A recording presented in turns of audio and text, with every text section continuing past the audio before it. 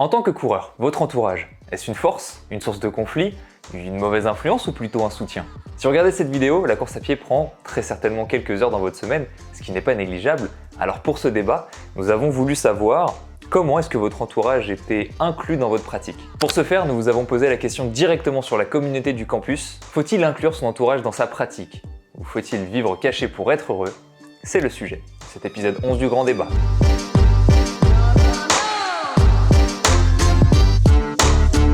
Quand on parle d'entourage, on pense tout de suite à la famille assez proche, mari, femme, enfants, parce que ce sont les premiers qui sont impactés le cas échéant, mais on pourrait aussi inclure les amis, les collègues de bureau.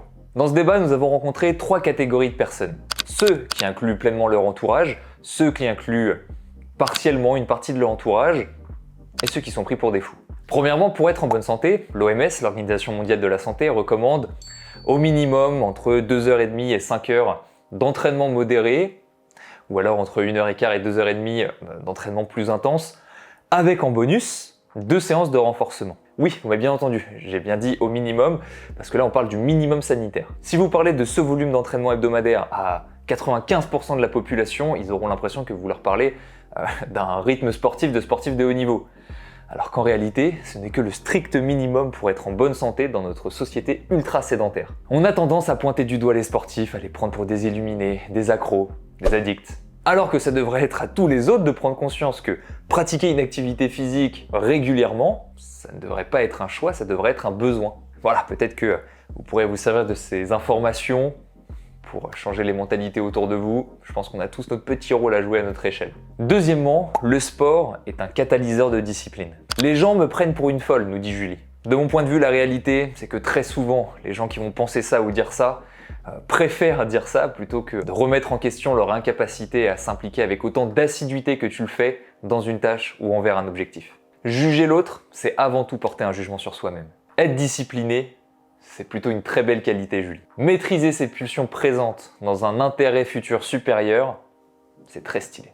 Bon, maintenant que vous avez compris que faire du sport n'est pas négociable, voyons comment les deux autres catégories intègrent leur entourage. J'aime beaucoup l'idée qu'a amenée Alexis. Pour lui, tant que notre loisir n'empiète pas sur le temps commun.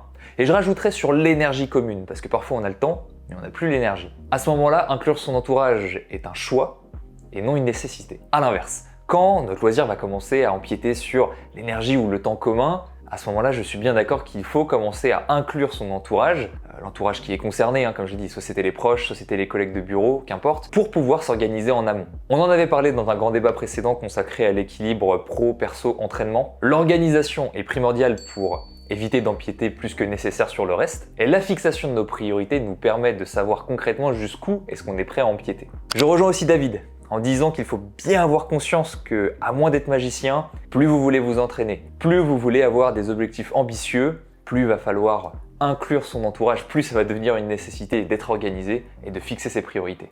Je rajouterai aussi, grâce au message de Johan, que vos gros projets, dans le cas présent vos projets sportifs, permettent de développer de très belles qualités, comme l'abnégation, la discipline. Le revers de la médaille, quand des éléments extérieurs, des imprévus, viennent perturber un peu trop régulièrement cette discipline, ça peut agacer. Cet agacement, on va pas se mentir qu'il est 100% du temps mal pris par votre entourage, alors que ce n'est qu'une manifestation d'un niveau d'autodiscipline inhabituel pour un humain lambda. On en revient à l'organisation. Être discipliné, c'est aussi savoir comment faire pour éviter de devoir briser trop régulièrement sa discipline. Et pour ça, il faut communiquer avec les gens concernés. Et pour les gens qui ne sont pas concernés, qui vous importunent, apprenez à dire non. Organisation et communication avec les gens concernés, vous aurez compris que c'est le message principal de cette vidéo. Au passage, une petite astuce, non pas scientifique mais purement empirique, peut-être que des gens pourront intervenir un peu plus précisément en commentaire, pour savoir si vous avez une pratique disciplinée de la course à pied ou une pratique un peu moins saine, c'est votre capacité à faire fluctuer avec aisance vos priorités au cours de l'année. Si vous êtes capable de discipline, d'une très grande rigueur envers vous-même pendant la préparation d'un objectif, que cette préparation dure 3, 6, 12 mois, voire plus, c'est très bien. Mais si vous êtes capable de flexibilité, de relativisme le reste du temps, votre entourage va pouvoir le voir et même vous pourrez le souligner quand ça sera nécessaire. Si en revanche vous n'en êtes jamais capable, c'est peut-être un peu moins sain.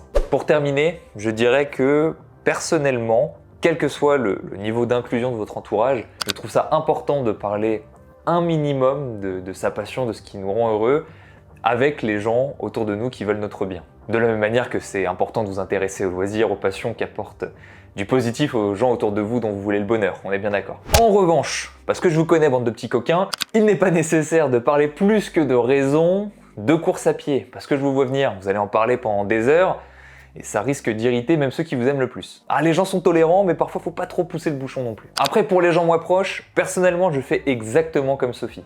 J'en parle que si on me demande. C'est le meilleur moyen que j'ai trouvé de ne pas trop parler course à pied et endurance. Quand on est en live avec Nico, on pourrait parler course à pied pendant des heures, donc c'est important d'apprendre à se maîtriser pour pas que ça devienne un calvaire pour tous ceux qui nous entourent. Pour finir, observez et faites observer à quel point votre pratique de la course à pied a un effet bénéfique sur vous, j'espère, mais aussi sur votre entourage. Vous êtes un exemple pour les autres.